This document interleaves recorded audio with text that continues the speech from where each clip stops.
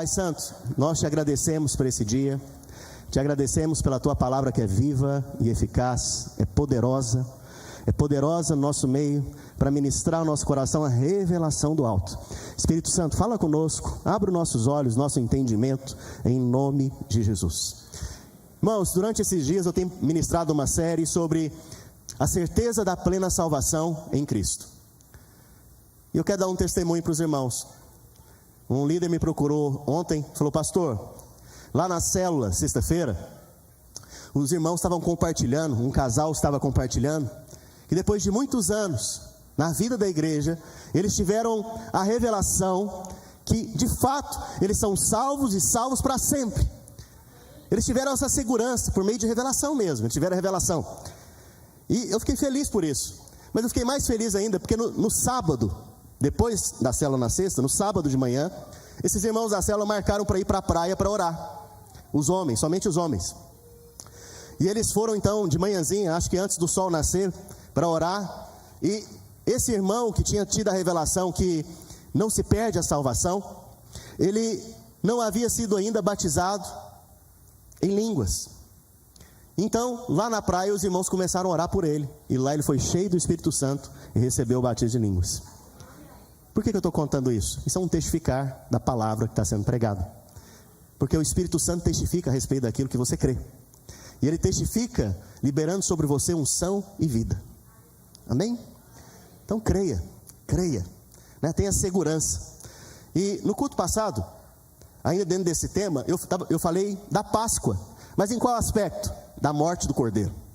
Mas a Páscoa, a mensagem principal da Páscoa é a ressurreição de Cristo.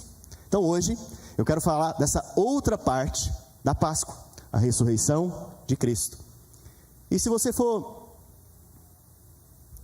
meditar um pouco no Novo Testamento, principalmente nos 4 evangelhos, a Bíblia, ela destina apenas 4 capítulos para o nascimento de Jesus e para a vida dele até os 30 anos de idade.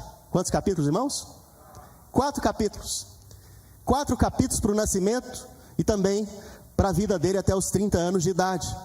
Mas ele destina mais de 85 capítulos para a morte e ressurreição de Cristo. Morte e ressurreição de Cristo. Preste atenção. A ênfase do mundo lá fora é o Natal. Você já percebeu? Então, quando chega o período do Natal, estimula o povo lá fora a celebrar o Natal. Não tem nenhum problema você celebrar o Natal. Amém? Mas poucos são estimulados a celebrar a Páscoa. Porque a Páscoa é a mensagem que Jesus morreu por você e também fez o quê? Ressuscitou. Jesus ter vindo, ter nascido, foi muito bom, mas ele ter morrido foi melhor ainda, e ter ressuscitado foi glorioso. Está vendo que o mundo está de cabeça para baixo?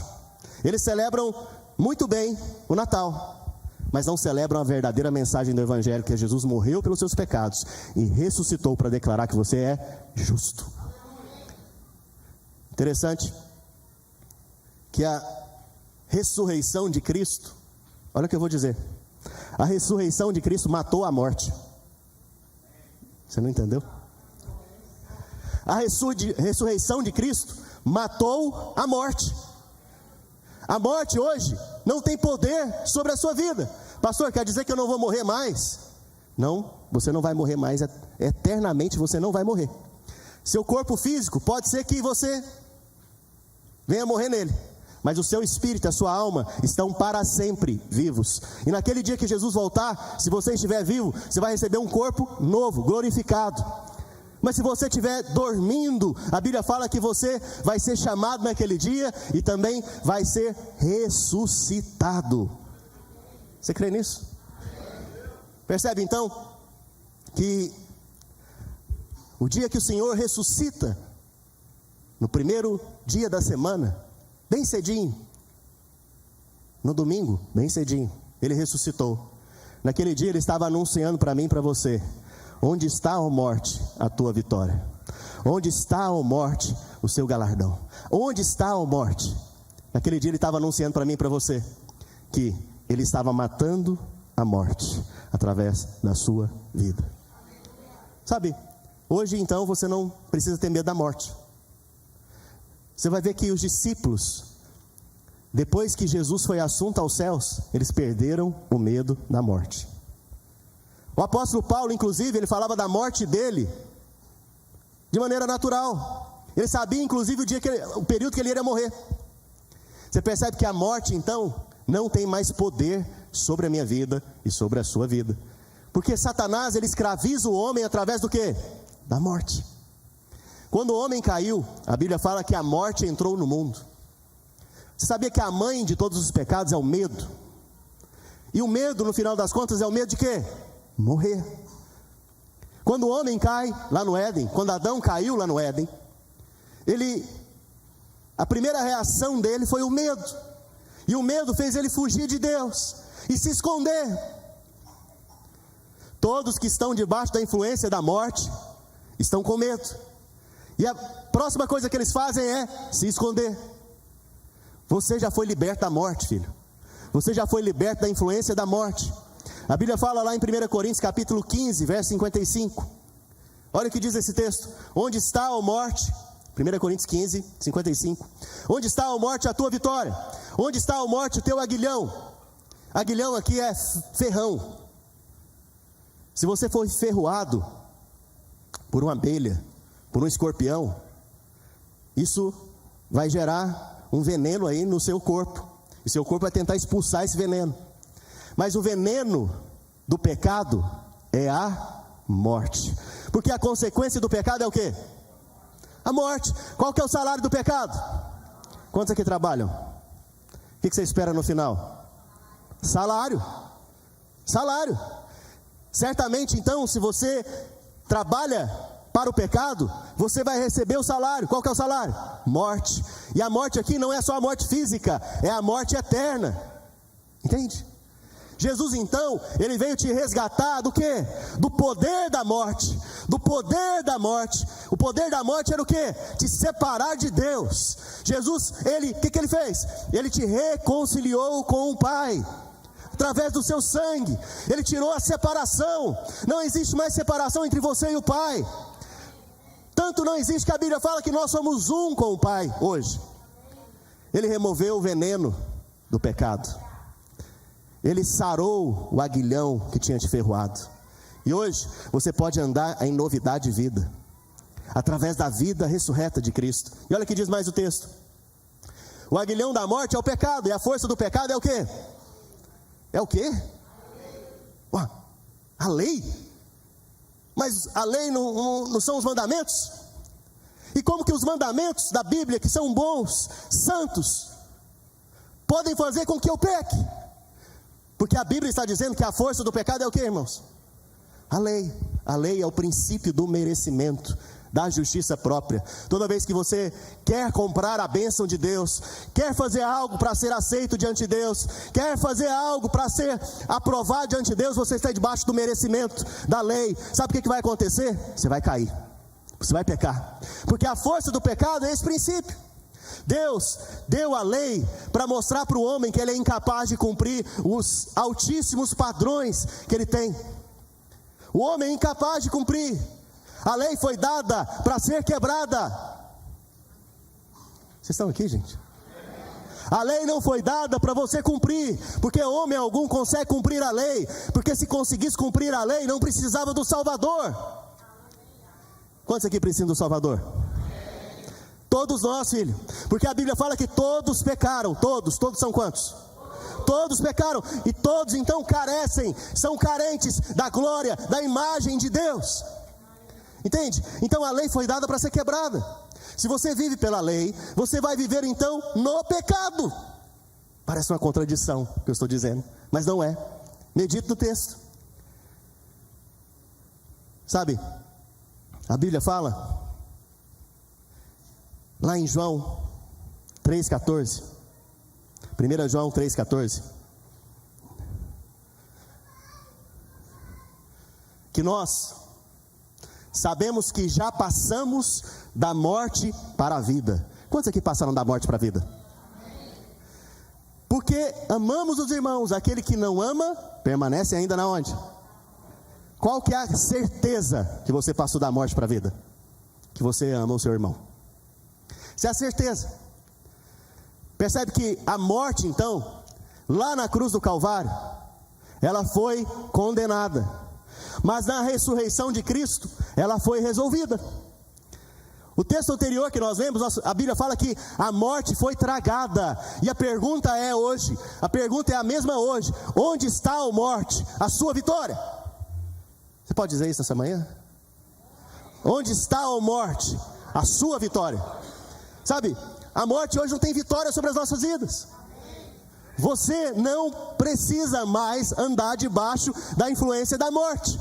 Todas as vezes que você está com medo, fala medo, você está debaixo da influência da morte. Você tem que aprender então a viver livre do medo. E o que causa o medo?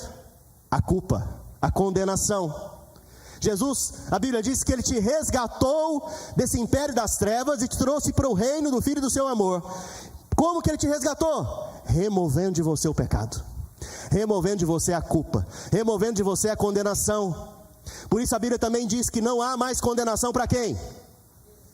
Para aqueles que estão em Cristo Jesus. Quem aqui está em Cristo? Por isso você é nova criatura, as coisas velhas já passaram. O que são as coisas velhas?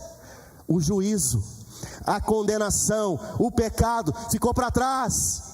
Agora você vai andar em novidade de vida, de acordo com o quê? Com a vida ressurreta que você recebeu.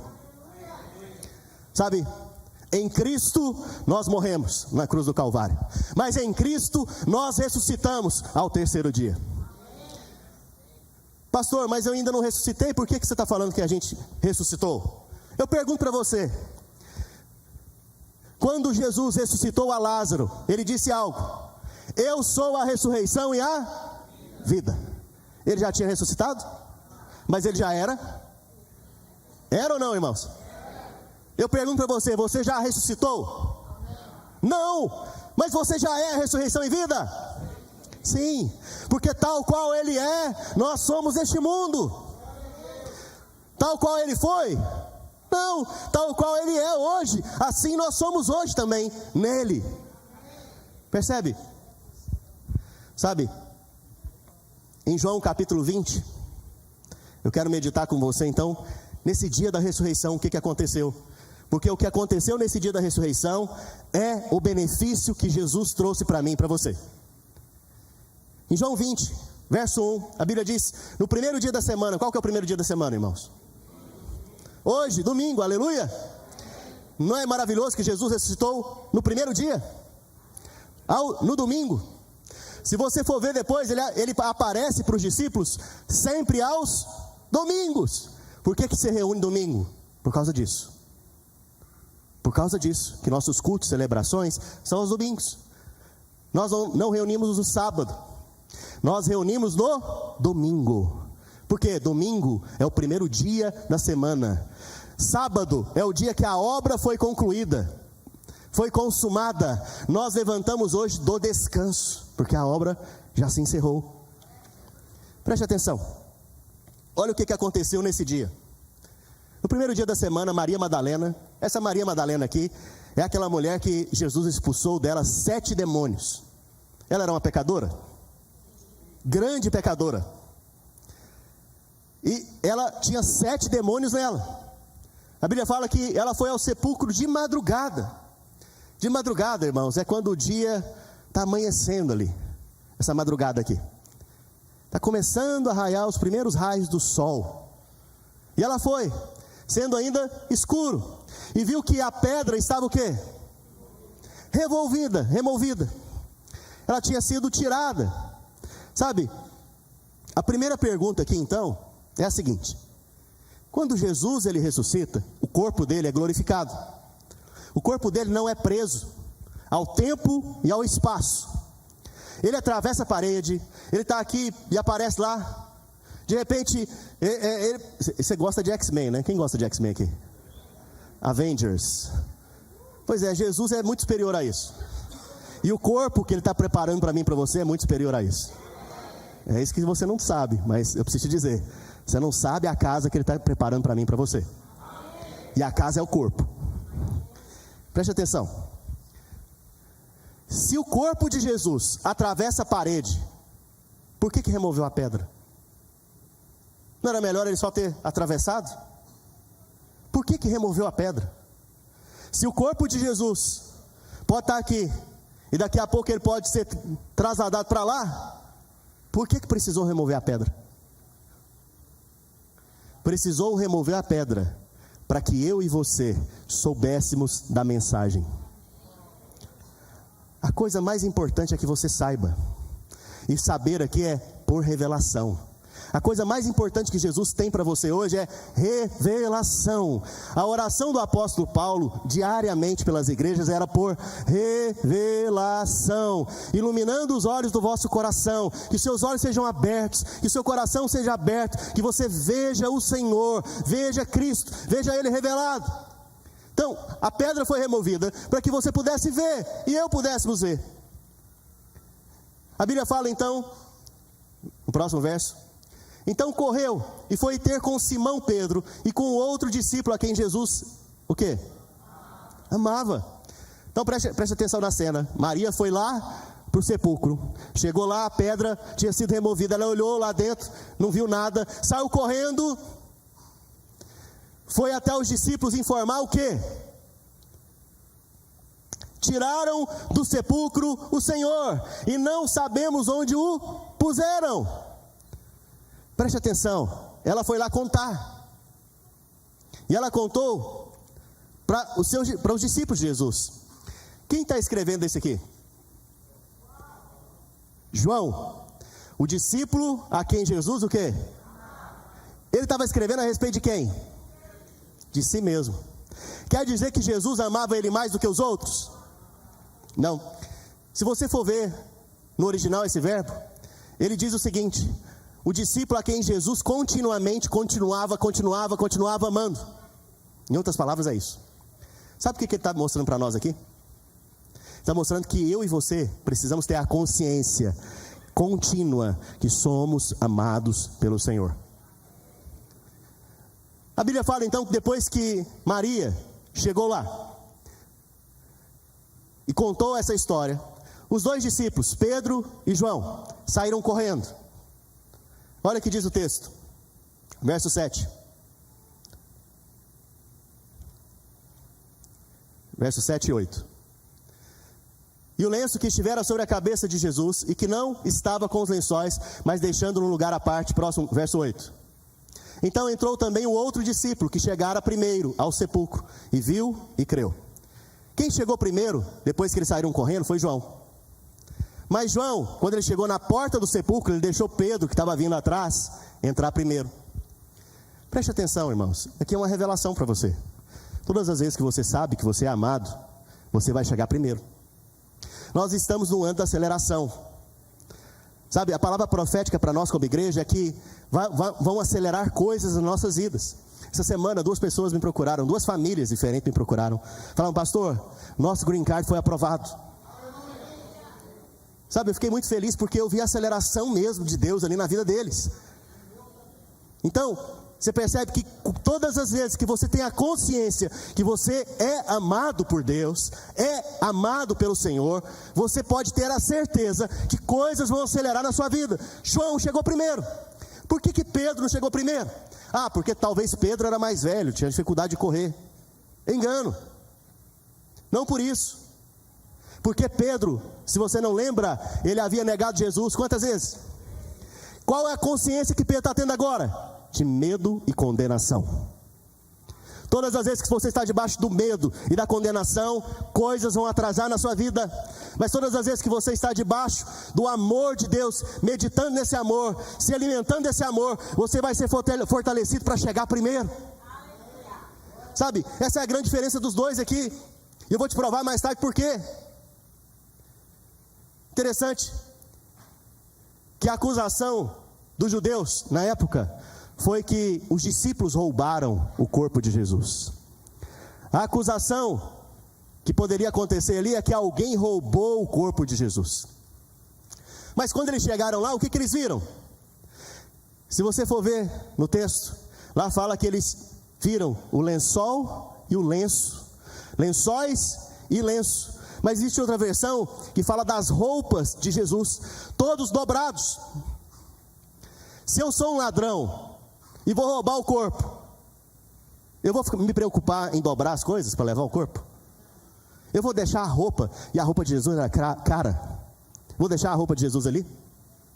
Também não. Então você percebe que também existe um significado, porque nada está na Bíblia por um acaso. Quando Jesus, ele ressuscita, e ele deixa as suas roupas, e as dobra, ele está dizendo algo: o trabalho foi concluído. Todo o trabalho foi concluído.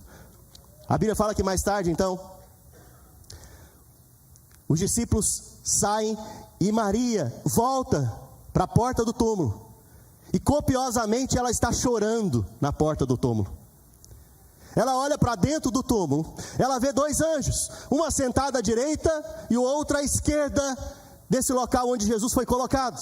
Isso aqui é uma figura da Arca da Aliança. Essa é a verdadeira Arca da Aliança. Para quem sabe o que é a Arca da Aliança, a Arca da Aliança representa o próprio Cristo, representa a presença de Deus. Apenas através da Arca da Aliança, o Senhor falava.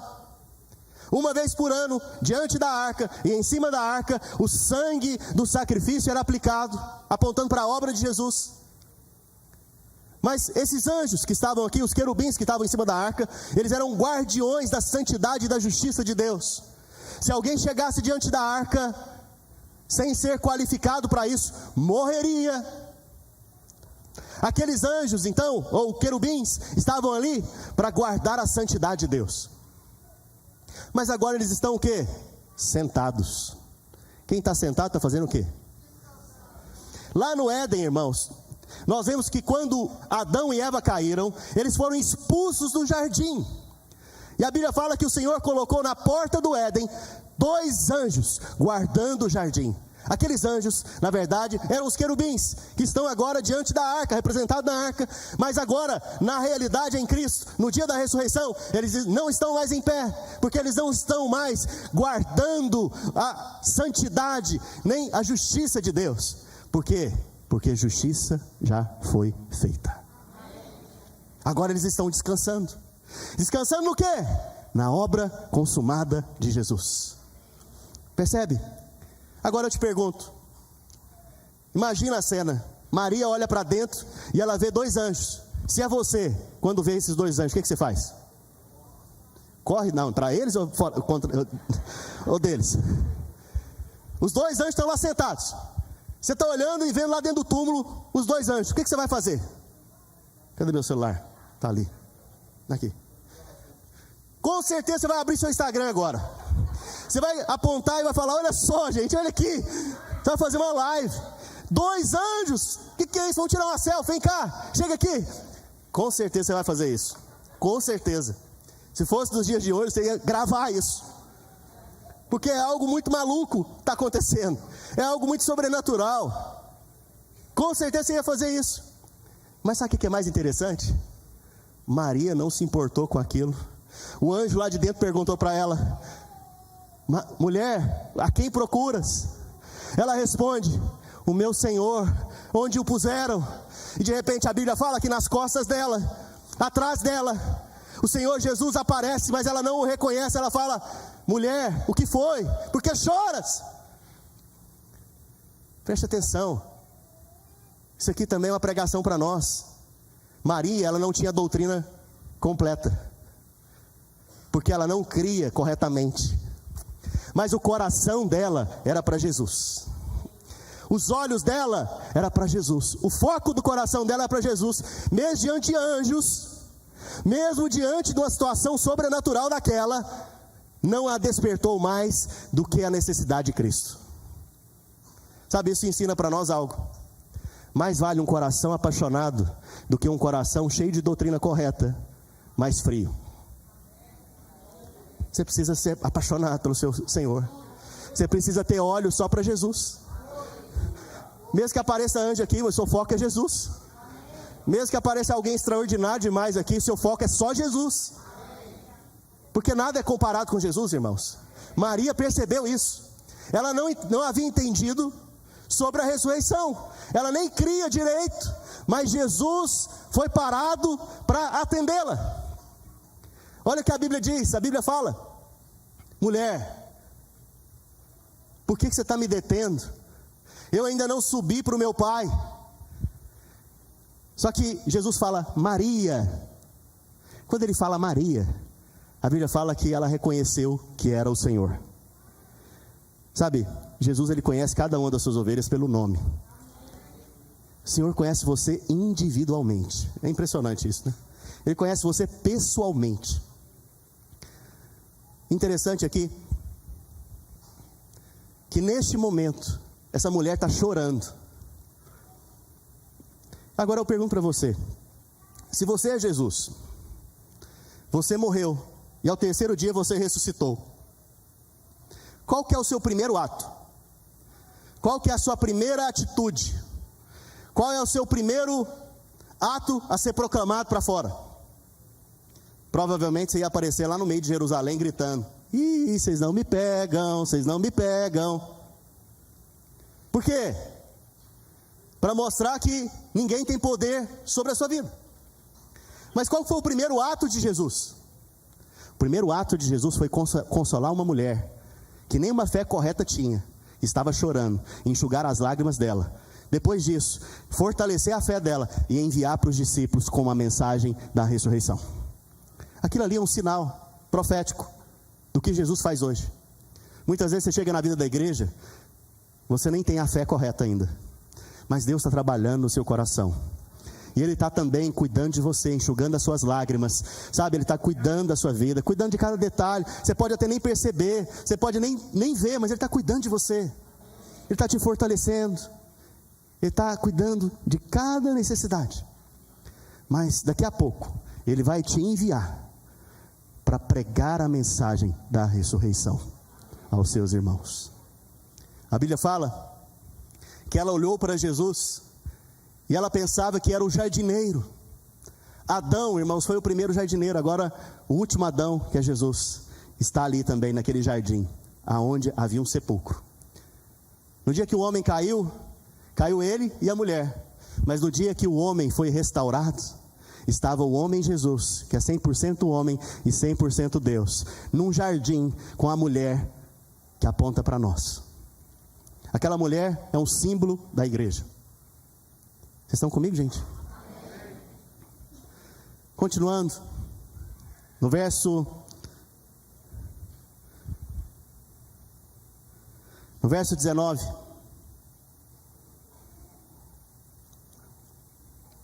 Sabe, qual é o cenário aqui agora na vida dos discípulos? A Bíblia fala que todos estavam com medo. Todos estavam com o quê? Medo. Sabe, eles estavam com medo do quê? De serem mortos pelos judeus, pelos fariseus.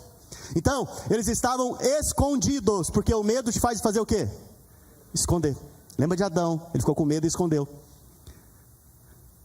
Quando Jesus ressuscita, ele vem lidar com 3 coisas. Fala comigo, 3 coisas: com a morte, com o medo e com a falta de frutificação. Vou explicar para você. Na verdade, é o medo, incredulidade e a falta de frutificação, ou esterilidade. Olha só, no verso 19 a Bíblia diz que ao cair da tarde daquele dia, primeiro dia da semana, trancada. Por que está trancado? Tem gente aqui? Ou só anjos? Estava trancada as portas da casa onde estavam os discípulos. E eles estavam com o quê? Medo. A mensagem da ressurreição para mim e para você é para lidar com o medo.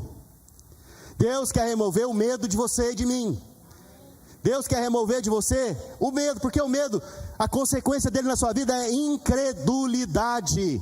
E a falta de fé, a consequência é esterilidade. Preste atenção. Os discípulos estavam com medo e Jesus agora vai aparecer no meio deles. Isso é algo maravilhoso, não? Você vê que o corpo de Jesus, ele não é preso ao tempo, nem ao espaço, nem à matéria. Mas ele é físico. Porque ele fala para os discípulos tocarem nas feridas. foram saradas. E a primeira coisa que Jesus fala é: paz seja convosco. Fala para o irmão que está ao seu lado: paz seja convosco. Sabe, se você for ver os escritos dos apóstolos, a forma deles cumprimentarem é graça e... Fala para o irmão que está ao seu lado então: graça e paz. Por que graça e paz? Porque graça e paz é o resumo do Evangelho.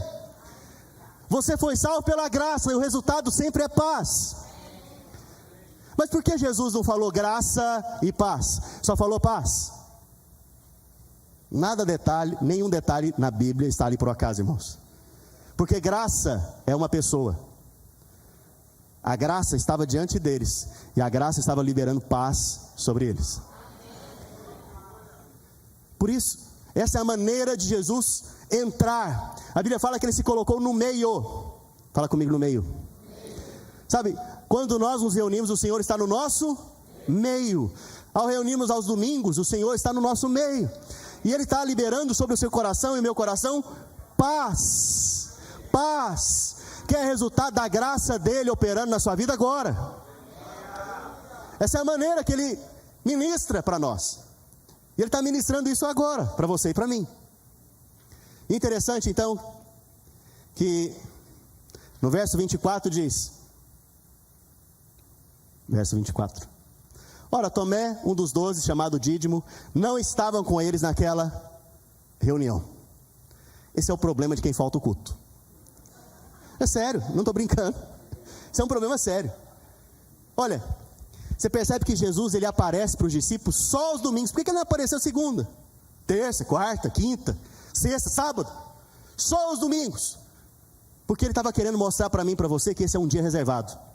Esse é um dia especial, não o dia em si, o domingo, mas esse momento é muito especial para você e para mim. É o momento que a família se reúne para celebrar a Ele, celebrar a obra dEle, para receber graça e paz. Mas Tomé não foi, irmãos. A primeira coisa que Jesus quis resolver com os seus discípulos foi o medo. Mas a segunda coisa que você vai ver agora é a consequência do medo: incredulidade. Tomé, ele se tornou incrédulo porque não participou daquela reunião. Porque se ele tivesse lá, a fé dele havia sido curada. Mas ele não foi. E a Bíblia faz questão de falar que ele não estava presente. Próximo versículo 26. Verso 26. Passado 8 dias. Se hoje é domingo, daqui a 8 dias é que dia? Aleluia. Passado 8 dias, você conta hoje, tá? Por isso que dá 8 dias. Passado 8 dias, estavam outra vez ali reunidos os seus discípulos. E Tomé, agora Tomé estava com eles. Estando as portas trancadas, veio Jesus, pôs-se no meio deles e disse o quê? Todo culto tem que haver paz. Todo culto tem que haver paz sendo ministrada ao seu coração. E se a pessoa do Senhor está sendo ministrada, graça invade você. A fé aumenta. Todo culto tem que ter fé aumentada, crescida. Próximo versículo. Preste atenção. No versículo 25 nós não lemos. Foram contar para Tomé na célula. Porque no domingo eles receberam então a palavra do culto. Mas na célula, durante a semana, eles foram fazer a célula e falaram: Tomé, Jesus apareceu no culto. Tomé falou: eu não acredito. Só se eu colocar o dedo no buraco das mãos dele e no lado, eu vou acreditar. Você vê, se você não vai no culto, na célula, você não vai ter fé. Vocês estão comigo, gente? Amém. Aleluia. Estou falando com alguém aqui? Aleluia. Glória a Deus. Então, a Bíblia fala agora, nesse próximo versículo, que no culto seguinte, no domingo, Jesus aparece no meio deles novamente, do mesmo jeito, fala: paz seja convosco. E agora ele nem perde tempo, ele vira para Tomé e fala: Tomé, põe aqui o dedo e vê as minhas mãos. Chega também a mão e põe-na no meu lado. Não sejas incrédulo, Tomé. Vira para o irmão que está ao seu lado e fala: não seja incrédulo. Veja, a ressurreição de Jesus não está lidando só com o medo, ela está lidando também com a incredulidade. Ele está curando a incredulidade. Interessante que agora Tomé, fala para o irmão que está ao seu lado: seja crente. Aleluia. Verso 28. Respondeu-lhe Tomé: Senhor meu e Deus meu. Nesse momento, Tomé creu. Sabe, Jesus é tão gracioso, que ele restaura a fé de Tomé. Você vai ver que mais tarde ele restaura também, naquela mesma semana ele restaurou a fé de Pedro, que havia negado ele. E interessante que ele é muito gracioso para restaurar a sua fé aqui hoje. Está me olhando? Não importa se você é incrédulo, ele tem poder para restaurar a sua fé. E ele fará o possível e o impossível para restaurar a sua fé. Porque a coisa mais importante que Jesus vê no meio de uma multidão dessa é a fé. Não é o quanto você é santo, não é o quanto você faz boas coisas, não é o quanto você faz boas obras. O que Jesus está procurando no meio dessa multidão aqui é fé. Quem tem fé? Porque sem fé é impossível o quê? Então você quer agradar a Jesus nesse lugar? Enche o seu coração de quê? Fé. Fé. Fé atrai os olhos de Jesus. E normalmente você tem fé para aquilo que você não pode fazer. O que você não pode fazer? Então creia. E quando você crê, Jesus está olhando para você e vendo a sua fé. Olha que interessante.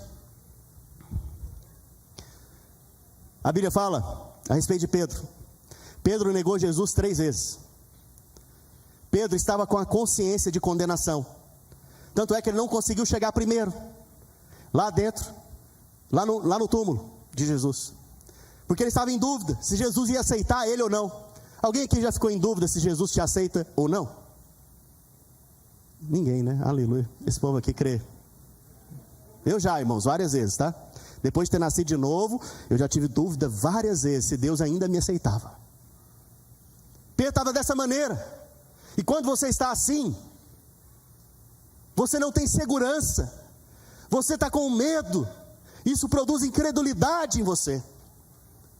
A Bíblia fala então lá em Coríntios, capítulo 15, verso 3 ao 8, olha o que diz o texto: antes de tudo, vos entreguei o que também recebi, que Cristo morreu pelos nossos pecados, segundo as Escrituras, verso 4, e que foi sepultado, e ressuscitou ao terceiro dia, segundo o quê?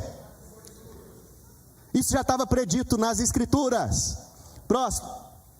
E apareceu a Cefas. Cefas aqui é quem? A Bíblia não narra esse momento. A Bíblia, o Espírito Santo não contou para nós. Aleluia. É o anjo?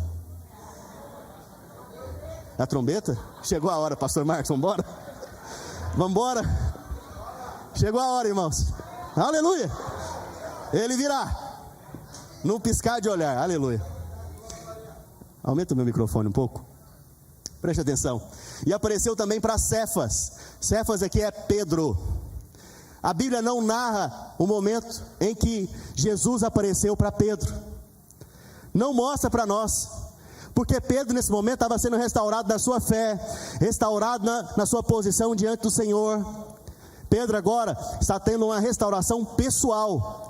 Sabe o que quer dizer isso? Que Jesus trata cada um de nós na nossa individualidade.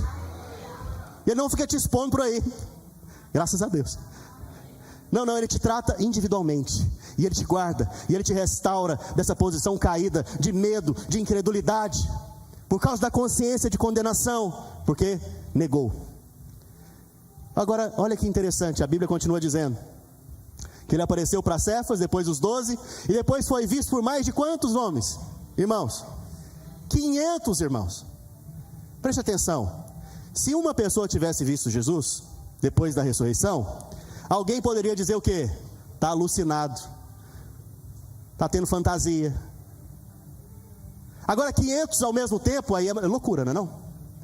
500 pessoas ao mesmo tempo vendo uma coisa, ou essa droga é boa demais, ou é uma verdade. Porque mesmo que se for uma droga, para dar uma alucinação, nem todo mundo vai ter o mesmo tipo de visão. Então você percebe que o apóstolo Paulo faz questão de deixar aqui 500 pessoas que o viram, para provar para mim e para você que Jesus ressuscitou. Mas a ênfase que eu quero dar aqui é que Pedro foi restaurado. Mais tarde, nós vamos ver que Pedro, lá em João capítulo 21, verso 4,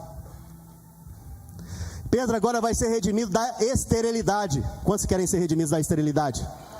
Quantos que querem frutificar? querem prosperar na sua vida espiritual, na sua vida natural, na sua vida financeira, no seu casamento. Se você está com o seu útero estéril, você vai ser curado hoje aqui em nome de Jesus. Se por algum motivo você não pode ter filho, você vai ser curado aqui também. Deixa eu te falar, a Bíblia fala que nesse momento, Pedro e os discípulos, inclusive Tomé, foram pescar. A Bíblia diz que ao clarear da madrugada estava Jesus na praia. Todavia os discípulos não reconheceram que era ele. Até esse momento eles não reconheceram. Pedro e os discípulos estão lá no barco pescando. E eles passaram um bom tempo pescando ali. E Jesus está lá na praia. E olha só o que diz o texto. Verso 2. O próximo verso, desculpa. Perguntou-lhe Jesus: filhos, tens aí alguma coisa de comer? Responderam-lhe: não. Interessante que Jesus está pedindo o que para eles? Agora olha só. Próximo verso. Então lhes disse: lançai a rede à direita do barco e achareis. Assim fizeram, e já não podia puxar a rede, tão grande era a quantidade de peixes. Deixa eu te falar uma coisa. A mensagem da ressurreição é para que o medo vá embora da sua vida, para que a incredulidade cesse e você passe a ser crente. Creia. Mas o resultado do medo ir embora, da fé vir, é frutificação. Olha o que aconteceu.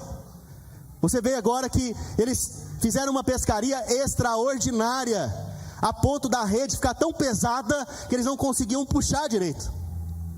Mas olha o que o texto diz mais. Próximo. Aquele discípulo a quem Jesus amava disse a Pedro: é o Senhor. Quem reconheceu primeiro Jesus? João.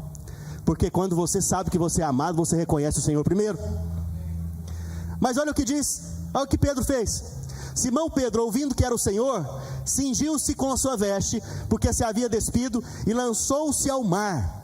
Preste atenção, lá no sepulcro quem chegou primeiro? Dos discípulos, João. Mas agora, você está vendo um discípulo que antes havia negado Jesus, que antes tinha medo e condenação, correndo em direção a Jesus. E ele vai chegar primeiro do que os outros discípulos, atravessando as águas de um mar. Preste atenção. Por que que Pedro ficou assim? Porque Jesus restaurou ele na sua fé, e está lhe dando agora, não mais esterilidade, está dando a ele agora frutificação. Percebe? Quando Pedro chega lá, a Bíblia fala que Jesus pergunta para Pedro e para os discípulos: tragam, na verdade ele fala, traga algum dos peixes que vocês pegaram. Mas naquele momento Jesus já está fazendo pão e peixe. Da onde que veio isso? Milagre de multiplicação.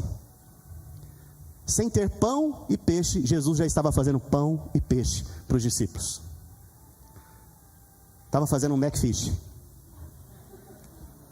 É verdade, o McDonald's copiou dele. Mas agora, Jesus não vai restaurar Pedro pessoalmente mais. Agora Jesus vai restaurar Pedro ministerialmente. E aí Jesus pergunta para Pedro: Pedro, tu me amas? O Senhor sabe que eu te amo. Então apacenta os meus cordeirinhos. Irmãs, deixa eu falar algo para vocês. O primeiro pedido de Jesus é para os cordeirinhos. Os cordeirinhos são as crianças. A prova que você ama o Senhor é que você cuida das crianças. Eu louvo a Deus pela minha esposa. Ela tem um encargo pelas crianças, pelas pastoras que aqui caminham com ela. Porque essa expressão, que elas amam o Senhor. Ela cuida dessas crianças. Essas crianças não estão lá nas salas hoje para brincar. Elas estão lá para serem ministradas pela palavra. Jesus perguntou para Pedro novamente: Pedro, tu me amas? Apacenta os meus cordeiros. Tu me amas? Apacenta as minhas ovelhas. Percebe? Que naquele dia, Pedro estava sendo restaurado no seu chamado e no seu ministério.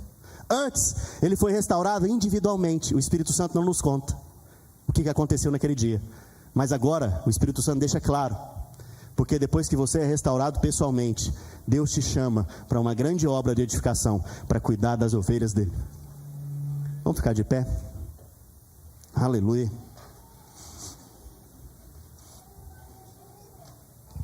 1 Coríntios capítulo 15, verso 17.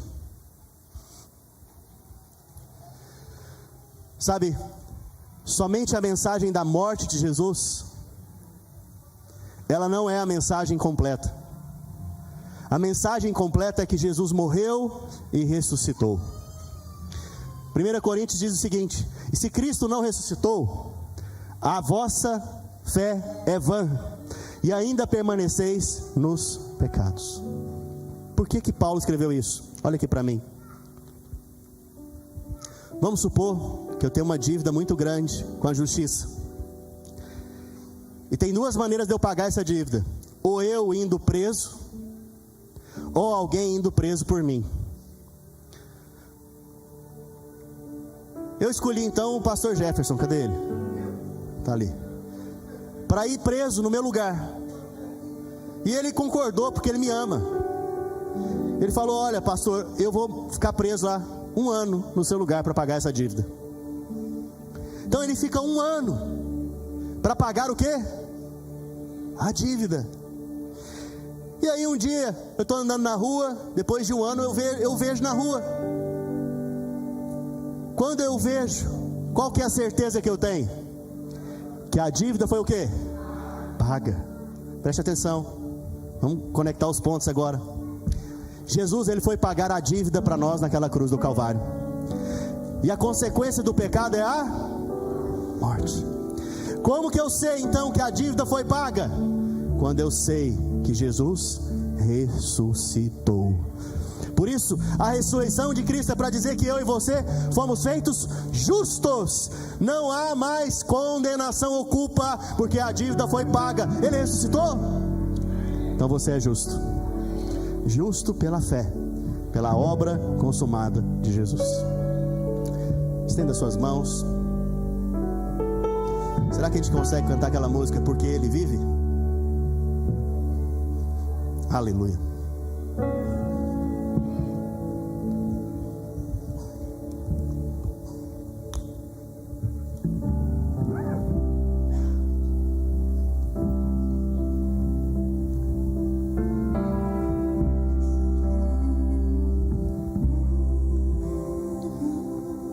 Aleluia. Posso crer no amanhã, porque Ele vive. Temor não há, mas eu bem sei, eu sei que a minha vida está nas mãos do meu Jesus, que vivo está. Mais uma vez o mesmo refrão, mais uma vez o mesmo refrão. Ele vive, posso crer no amanhã, porque Ele vive. Temor não há, mas eu bem sei, eu sei que a minha vida está nas mãos do meu Jesus, que vivo está. Quero fazer um apelo essa manhã. Sabe, se o medo tem invadido a sua vida, se o seu coração tem por algum motivo se enchido de medo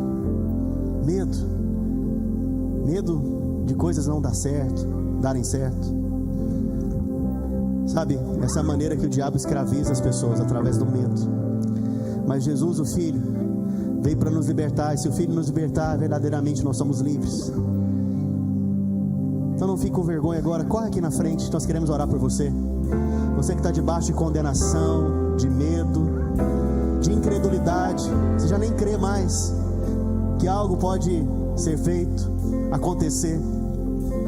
Se você percebe que a sua vida está debaixo de esterilidade, você coloca a mão e as coisas não rompem, não avançam, não frutificam. Se essa é a sua condição, eu quero que você venha à frente aqui agora. E vem rapidamente. Porque eu creio que o Espírito Santo vai te dar um novo tempo a partir de hoje. É o tempo da vida de ressurreição operando em você. É o tempo da vida de ressurreição operando em você agora, removendo o medo, a culpa, a condenação pela obra consumada de Jesus. O Senhor Jesus está te tocando agora para restaurar a sua fé. Ele mesmo está tocando você. Aqueles dias de lágrimas Ele está enxugando agora de você. O Senhor está te abençoando com bênção de frutificação. Aquilo que se colocar as mãos vai prosperar, vai avançar. Sua vida espiritual vai avançar cada vez mais. Oh, Espírito Santo. Espírito Santo, comece a ministrar o coração dessas pessoas. Libera sobre eles a unção que quebra o jugo, que despedaça cadeias. Que eles possam ter uma experiência de confiança no Senhor nessa manhã. Que o coração deles seja inundado de paz, de graça, de alegria e de certeza por boas coisas que vão alcançar eles. Porque a tua palavra diz que bondade e misericórdia certamente nos alcançarão todos os dias da nossa vida. Espírito Santo de Deus, cerca-os agora com pensamentos de paz. Cerca-os agora, Senhor Jesus. Sopra sobre eles como o Senhor soprou sobre os discípulos. Dissipa todo medo, Senhor. Dissipa toda culpa, Senhor. Quebra o jugo, Senhor. Despedaça a cadeia nessa manhã. Que haja uma liberdade diante do Senhor para viver em fé, em ousadia, crendo por coisas maiores, Senhor. Oh, Espírito Santo, eu te agradeço porque a tua palavra nos liberta e nos cura, nos restaura. Restaura a fé dos meus irmãos, mesmo aqueles que negaram o Senhor, mesmo aqueles que tomaram decisões erradas, que eles sejam restaurados hoje aqui.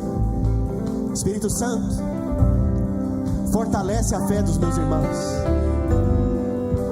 que eles possam receber a palavra de fé para lançarem a rede na direção que o Senhor envia-os, e haja uma grande pescaria, uma grande frutificação sobre eles. O Senhor está te chamando a andar sobre as águas nesses dias. O Senhor está te chamando a deixar de olhar para as circunstâncias. O Senhor está te chamando para ir para fora, para abrir as portas, sair do medo, sair da condenação e anunciar o Evangelho. O Senhor está te chamando para apacentar as ovelhas. Oh, Espírito Santo. Aleluia. Se você está aqui, você ainda não entregou a sua vida nas mãos daquele que pode salvar, eu gostaria que você repetisse a oração comigo. Gostaria que todos repetissem a oração comigo. Fala assim: Senhor Jesus, eu reconheço que o Senhor morreu pelos meus pecados, trazendo a mim tão grande salvação. Eu creio que eu fui perdoado. Não há mais dívida, não há mais condenação sobre mim. Senhor Jesus, eu creio que o Senhor ressuscitou e me fez justo. Hoje sou justificado pela fé, e eu entrego a minha vida nas tuas mãos. Aleluia. Glória a Deus. Pode aplaudir Jesus. Aleluia. Estende a sua mão agora como quem recebe. Deixa eu abençoar a sua semana. Pai Santo, eu te agradeço pela tua palavra que é viva e poderosa. Senhor, que essa semana os meus irmãos sejam cheios de fé e ousadia para crerem em coisas maiores. Que lá fora a vida deles possa frutificar, superabundar. Toda esterilidade é lançada fora hoje pela fé. Eu declaro: onde eles colocarem as mãos, prospera e avança. Onde eles estiverem, o selo do Senhor estará com eles, e o selo do Senhor é graça e paz. Graça e paz acompanhará a semana deles. Eles serão guardados, livres do mal, do maligno, do acidente, da praga, em nome de Jesus. Serão estabelecidos como luzeiro nessa terra, sal nesse mundo. Eu declaro que eles são abençoados pelo Senhor, em nome de Jesus. Tenha uma semana de vitórias, uma semana abençoada. Dê um abraço em 2 ou 3 irmãos e estamos encerrados.